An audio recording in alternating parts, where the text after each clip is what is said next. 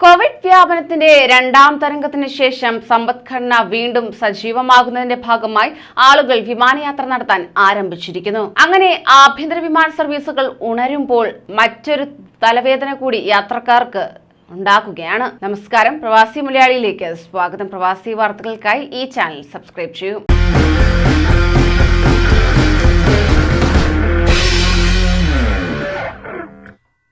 അങ്ങനെ 65% ആഭ്യന്തര വിമാന സർവീസുകൾ മാത്രമേ പാടുള്ളൂ എന്നായിരുന്നു മുമ്പ് നൽകിയിരുന്ന നിർദ്ദേശം. എങ്കിൽ അത് 72.5% ഇപ്പോൾ സർക്കാർ ഇളവ് നൽകിയിരിക്കുകയാണ്. ഇതോടെ ആഭ്യന്തര റൂട്ടുകളിൽ കൂടുതൽ വിമാന സർവീസുകൾ നടത്താൻ വിവിധ വിമാന കമ്പനികൾക്ക് കഴിയുന്നതാണ്. ഇതുകൂടാതെ ആഭ്യന്തര യാത്രകൾക്ക് ഈടാക്കാൻ കഴിയുന്ന കുറഞ്ഞതും കൂടിയതുമായ യാത്രാ നിരക്കിന്റെ പരിധിയും സർക്കാർ വർദ്ധിപ്പിച്ചിരിക്കുകയാണ്. ഈ നീക്കത്തോടെ ആഭ്യന്തര വിമാനയാത്രയ്ക്ക് ചെലവ് കൂടുമെന്നാണ് കരുതുന്നത്. ആഭ്യന്തര വിമാന സർവീസുകൾക്ക് മേലുണ്ടായിരുന്ന നിയന്ത്രണത്തിൽ സർക്കാർ ഇളവ് നൽകിയത് എന്തിന് എന്ന ചോദ്യവും ബാക്കി നിൽക്കുന്നു. കോവിഡ് വ്യാപനത്തിന്റെ തുടക്കത്തിൽ 2 മാസത്തെ ലോക്ക്ഡൌണിന് ശേഷം 2020 മെയ് മാസം ആഭ്യന്തര വിമാനയാത്ര പുനരാരംഭിച്ചപ്പോൾ ഓരോ എയർലൈൻ കമ്പനിക്കും ആഭ്യന്തര റൂട്ടുകളിൽ നടത്താവുന്ന വിമാന സർവീസുകളുടെ എണ്ണത്തിന്റെ കാര്യത്തിൽ കേന്ദ്രം നിയന്ത്രണം ഏർപ്പെടുത്തിയിരുന്നു. കൂടുതൽ വിമാന സർവീസുകൾ അനുവദിച്ചാൽ പ്രാദേശികമായ അടിസ്ഥാന സൗകര്യങ്ങളിൽ അത് ഏൽപ്പിച്ചേക്കാവുന്ന അമിതഭാരം ഒഴിവാക്കാൻ വേണ്ടിയാണ് ഇത്തരമൊരു നടപടി സർക്കാർ സ്വീകരിച്ചത്. കോവിഡിന് മുമ്പ് നടത്തിയിരുന്ന വിമാന സർവീസുകളുടെ 33% വിമാന സർവീസുകൾ മാത്രമേ ആദ്യഘട്ടത്തിൽ അനുവദിച്ചിരുന്നുള്ളൂ. പിന്നീട് ഇത് ക്രമേണ 80% ഉയർത്തി.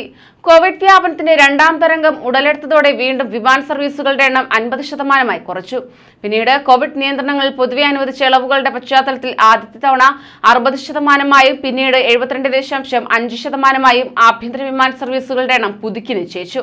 അതോടൊപ്പം തന്നെ യാത്രാ നിരക്കിൽ വരുത്തിയ മാറ്റങ്ങൾ ഇതൊക്കെയാണ്. ആഭ്യന്തര വിമാനയാത്രകളുടെ യാത്രാ നിരക്കിന്റെ കാര്യത്തിലും സർക്കാർ ചില മാറ്റങ്ങൾ വരുത്തിയിരിക്കുകയാണ്. വിമാനയാത്രയ്ക്ക് എടുക്കുന്ന സമയത്തിന്റെ അടിസ്ഥാനത്തിൽ വിമാന റൂട്ടുകളെ 7 വിഭാഗങ്ങളായി വർഗീകരിച്ചിട്ടുണ്ട്. ഈ ഓരോ വിഭാഗത്തിലെയും കുറഞ്ഞതും കൂടിയതുമായ യാത്രാ നിരക്കുകൾ സർക്കാർ പുതുക്കി നിശ്ചയിച്ചു. മുമ്പ് ഇന്ധനവിലയിലുണ്ടായ വർധനവിനെ തുടർന്നും കേന്ദ്രം വിമാനയാത്രാ നിരക്ക് വർദ്ധിപ്പിച്ചിട്ടുണ്ടായിരുന്നു.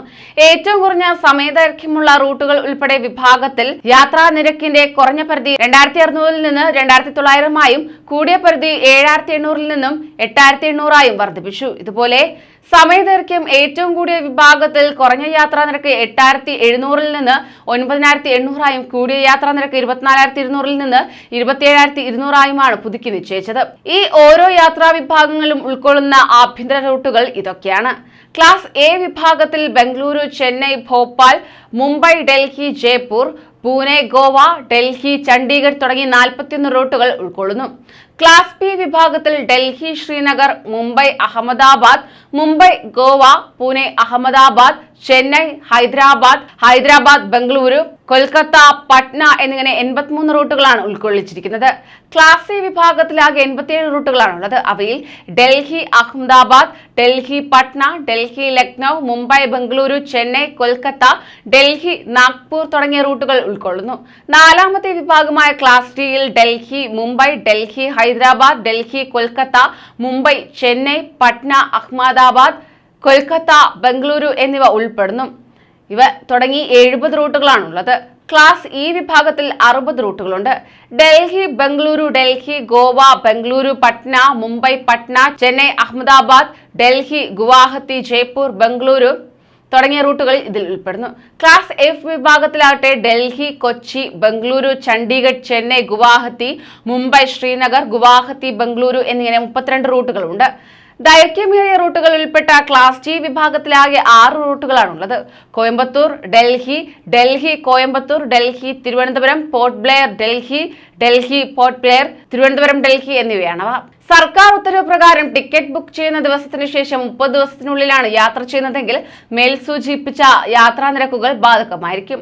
ഉദാഹരണത്തിന് ആരെങ്കിലും ഓഗസ്റ്റ് 16 വിമാന ടിക്കറ്റ് ബുക്ക് ചെയ്യുകയാണെങ്കിൽ തന്നെ സെപ്റ്റംബർ 14 വരെയുള്ള വിമാന സർവീസുകളിലാകും ഈ യാത്രാ നിരക്കുകൾ ബാധകമാവുക.